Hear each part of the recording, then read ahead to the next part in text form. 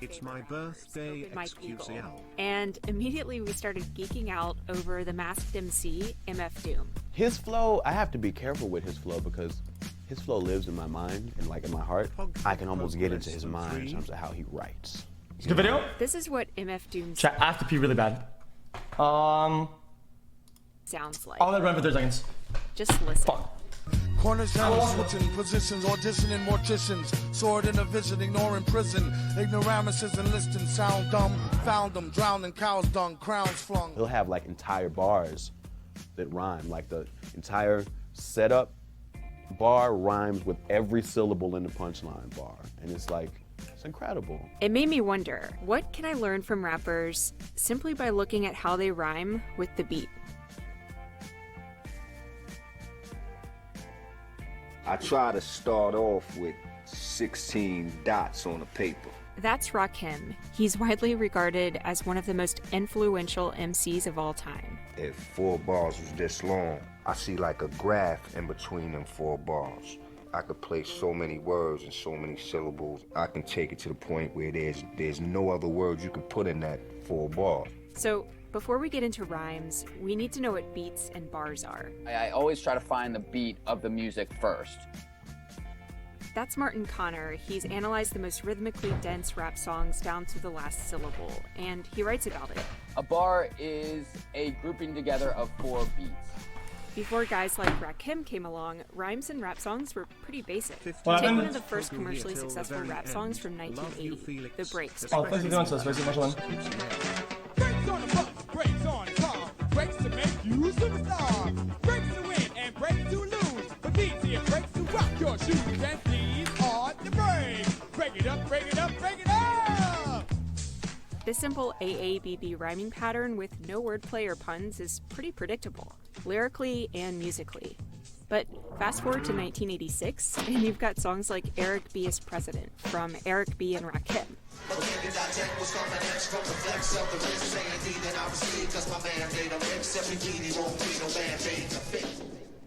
Compare this to The Breaks, and it's clear the frequency of rhymes is greater, but not only are you seeing more rhymes, you're also starting to see different kinds of rhymes. Indeed and proceed are internal rhymes, because they happen inside the sentence.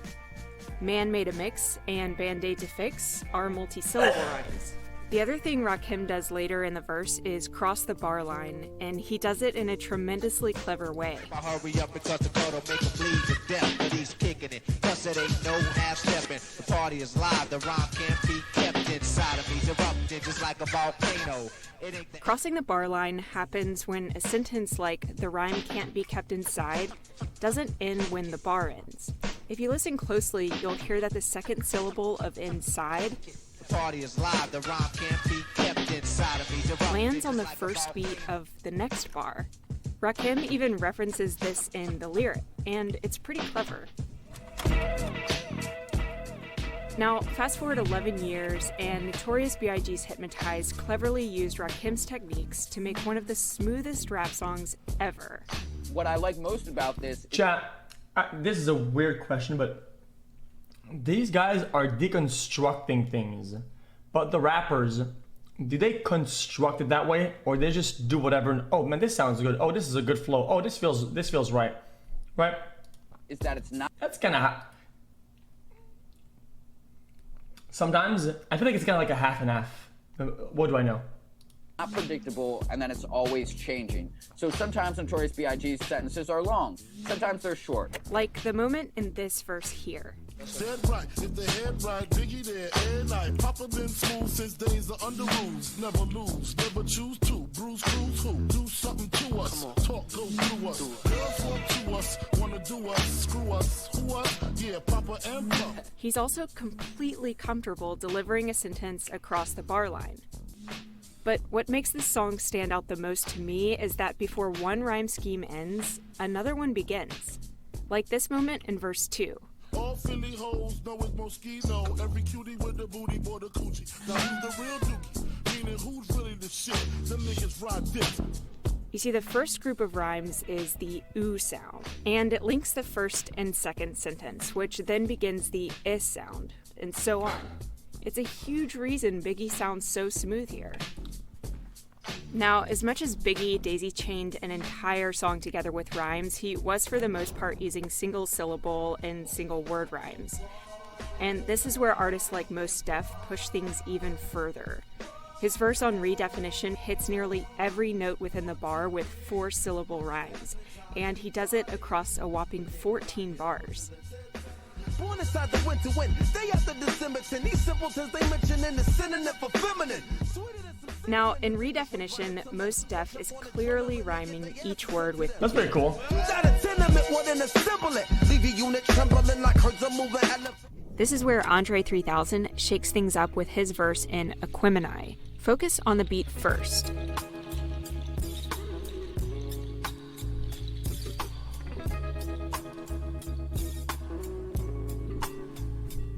Now, listen to each syllable with the beat in mind. Twice upon a time, there was a boy who died and lived happily ever after. But that's another chapter, live from home of the brave, with dirty dollars, beauty parlors, baby ballers, bowling ball and parlors, street scholars, majoring in culinary arts. You know how to work bread, cheese, and... I don't get it. Most rappers would have dollars, parlors, and bottles all rhyme similarly on the beat. But Andre is accenting each rhyme within different places relative to the beat and bar. Like people say that the word orange doesn't rhyme with anything, and that kind of pisses me off because I can think of a lot of things that rhyme with orange. In fact, Eminem does this exact thing on his 2002 song Business. Orange, storage,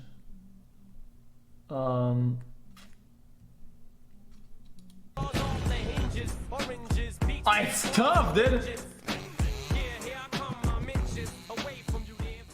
Now, Eminem doesn't just pack in tremendously dense multi-syllable rhymes, he also tells incredibly vivid stories. And for a lot of people, that wins in a battle. This is where Lose Yourself comes in. It was the first rap song to win an Academy Award. Woo! The Oscar goes to Eminem, Jeff Bass, and Luis Roscoe. Crazy. Lose Yourself from 8 Mile. His palms are sweaty, knees weak, arms are heavy. That's a jammer, dude. Already, mom's spaghetti. He's nervous, but on the surface he looks calm and ready. I'll see the line and I'll separate it all into not just words or sentences, but into their syllables, you know? When you group all of these rhymes together, this incredibly complex rhyme scheme emerges. It's unpredictable, it's complex rhythmically and lyrically, but it's not just that you're rhyming. It's that while you're rhyming, you're still telling a good story, and like Lose Yourself is like that. Mama spaghetti. All right, here we go, third take. Today, rappers like Kendrick Lamar are carrying on the tradition of artists that are able to use the musicality of rhymes to create really memorable songs. Let's look at Kendrick Lamar's Rigor Mortis. The sun is under my feet and I come in peace to compete. I don't run if you athlete. My statistics go up in weeks and I go visit the nearest creek and I get busy. Yo, mini MC, really ballistic. Anybody can see any assistance. Everybody that sees some persist. The first thing you'll notice is that Kendrick has created a very clear motive with his rhymes. What's a motive? Well, it's a short musical idea, a musical fragment or succession of notes that has some special importance in a composition. Here's probably the most recognizable motive in the history of music. Yeah. That da-da-da-dum is carried out through the entire piece. Da-da-da-dum. It's 3 quick notes followed by a long note. The musical motive in Rigor Mortis is 2 short notes followed by a long note, stringing the entire song together.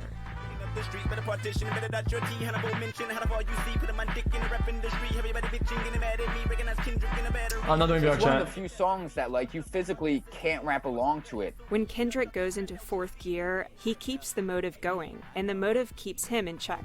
Really ballistic. Anybody can see any assistance. Everybody that sees some persistence. Recognize I be really too vicious. The permanent beast and the demolition. Breaking up the streets, better partition. Better dot your T. Hannibal mention. How all you see. Putting my dick in the rap industry. Everybody bitching, getting mad at me. Recognize Kendrick in a battery. And I'm charged up in a catastrophe. It's charged up. Well, that was pretty sick.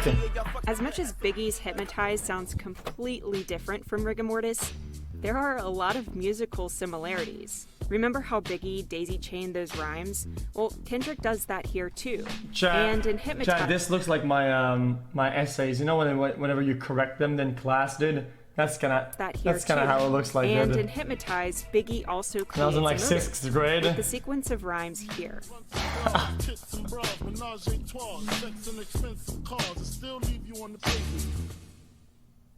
Okay, now let's get back to MF Doom. That's a lot of typos, dude. 2 years after Lose Yourself won an Academy Award, MF Doom released 3 full-length albums, including Mad Villainy, which is widely considered one of the best underground hip-hop records, period. Most deaf can't even contain his excitement talking about Doom. I bet $1 million on Doom against Lil Wayne. What up? To all rappers, shut up, and while you shutting up, put a shirt on, at least a button up. For the most part, MF Doom rhymes on the beat. Well, I mean, but he uses Lil Wayne is the bomb, dude. Uses multi-syllable rhyming phrases up the wazoo, often rhyming entire lines together. This is called a holorhyme. Dude, lollipop, you kidding me? Perpetrated odd favors demonstrated in the perforated rod lavers. In all quad flavors, large savors. He'll do setup, punchline. Like his following bar will be referencing the punchline, but not in a way that he's like setting up another one. He just starts to go in another direction, but just acknowledges where the last bar was. This is Chat. Look at this. What Mike is talking about. I wish I had 2 more wishes, and I wish they fixed the door to the fucking clean versions are so bad. Spit so many verses, sometimes my jaw twitches. One thing this party could use is more blues. Put yourself in your own. MF Doom understands the power of rhyme and the beat and completely manipulates it in a humorous way. As Pitchfork points out, the rhyme's pattern and rap's topical stereotype demands the word bitches. Yet Doom humorously says booze and uses that rhyme to connect to the next sentence. Where artists like Kendrick Lamar, Eminem, and Andre 3000 are telling very vivid stories with their rhymes, MF Doom is using his dense rhymes like a villain would use his superpower. Before you know it, you're being hit with a killer punchline, double entendres, and clever wordplay. I love rappers with that syncopated, uneven phrasing where the sentences don't line up with the bars. Because like you said, then you can't predict what's going to happen. This is going to be a very zero-head take, but as a consumer, the only question I ask myself is, but does it sound good though? The point of appreciating am I going to put it on repeat though? See what the very am I going to consume that product though? Are capable of and doing. A lot of times I find myself, no, I won't. Which is fine. Possible. One interesting story that came up when I was talking to Martin concerns another song on Black Star's album. And it's actually a cover of sorts of Slick Rick's song called Children's Story from 1988. Now, the reason it's not exactly a cover is because all of the lyrics pretty much are different. But the way most Steph references the song is through the rhymes. So if you look at the 2 songs side by side, bar by bar, most Steph is rhyming the same exact syllables as... Hey man, do you ever visit bands? Like a band?